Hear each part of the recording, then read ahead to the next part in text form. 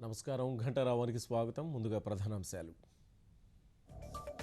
సుస్థిర భారత అవని నిర్మాణమే లక్ష్యంగా కేంద్ర బడ్జెట్ 9 సూత్రాలతో కార్యాచరణ ప్రకటించిన జైట్లీ.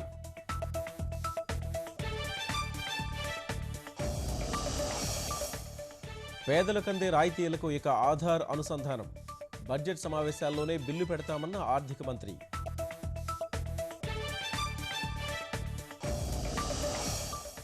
బడ్జెట్ కూర్పు అద్భుతమని ప్రధాని ప్రశంస. పద్దులపై పెదవి విరిచిన విపక్షాలు.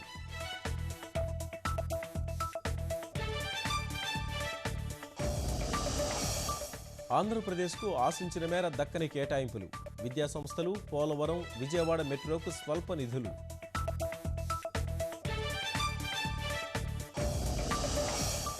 రాష్ట్ర ప్రభుత్వంపై అవిశ్వాసానికి వైకాపా సన్నద్ధం. బడ్జెట్ సమావేశాల్లోనే పెట్టాలని నిర్ణయం.